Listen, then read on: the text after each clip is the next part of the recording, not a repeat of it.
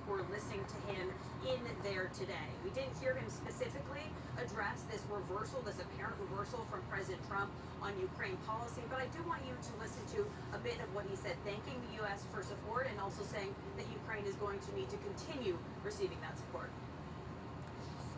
We count on the United States. I appreciate the support we are receiving. Yes, much depends on that G7 and G20, but in the end, this depends on all of us, on the United Nations. So don't stay silent while Russia keeps dragging this war on. Please speak out and condemn it. Please join us in defending life and international law and order. People are waiting for action.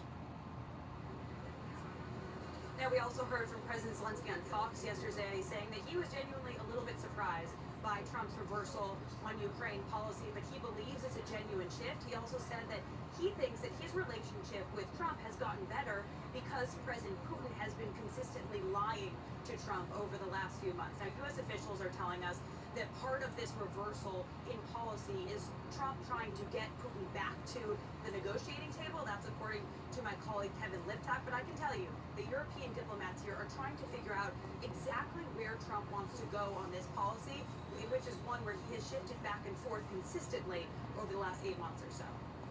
Yep, certainly. Wow. Kylie Atwood at the UN, thank you so much. So let's talk a little bit more about this. I want to bring in Democratic Senator Chris Van Hollen of Maryland. He is a member of the Senate Foreign Relations Committee. Thank you for coming on, Senator. So you just heard Kylie's report there. Zelensky's address comes just after President Trump said this about Russia at the UN yesterday. Let's watch. President, do you think that NATO countries should shoot down Russian aircraft if they enter their airspace? Yes, I do. So you have those comments, and then his post that Ukraine is, quote, in a position to fight and win all of Ukraine back in its original form. I'm curious if you support the president's shift in tone. Well, Pamela, I do, if it's real. This is an acknowledgement by President Trump, even though he would never admit it, that he's been played by Vladimir Putin for 8 months now.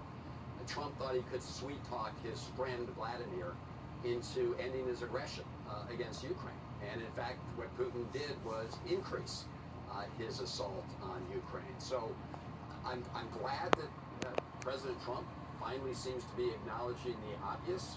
Whether this will stick, you never know. And that's been the problem with the president's policy. First throwing the Ukrainians under the bus, and now he has a big credibility problem. Let's see what the way ahead is.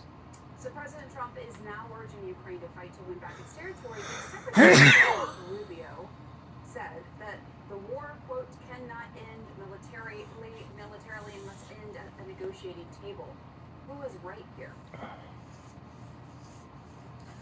Well, ultimately there will be a negotiation here, but the question is how you go into a negotiation. And what Donald Trump did early in this administration was essentially undermine Ukraine's position. I mean, he said in advance they had to give up territory. He said in advance there would be no NATO guarantee ever. So what Donald Trump did was simply embolden Putin. What we need now is what Trump actually did not say, which is continued U.S. support for its military, for Ukraine's military, but also squeezing the Russian economy even harder. We need to do both of that. It's not clear, Pamela, what Trump's actually prepared to do on those fronts. Right, but I mean, President Trump is essentially saying this war should go on until Ukraine gets all of its territory back. That is something that Russia would not go for, right? Would not just give up at the negotiating table. What kind of appetite do you have for this war to continue on and for the U.S. to support those efforts? Well, I will continue to support the people of Ukraine, as I have from the beginning. And the United States Congress, for the most part on a bipartisan basis, has also pushed for that. It's been Donald Trump who has resisted the idea of additional American support, military support to Ukraine.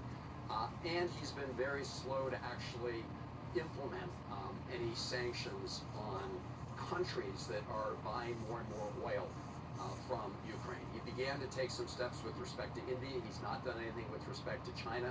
We have bipartisan legislation in the Senate with, I think, about 80 co-sponsors now. The reason we have not brought that up yet, according to the Republican leader, Thune, is because Donald Trump doesn't want us to take it up. So, again, Pamela, what we've seen is a zig and zag from President Trump, which is the worst approach for somebody who claims that they were going to end the war in Ukraine on day one. I want to get your thoughts on what's going on with Gaza and Israel. The president denounced countries who recognize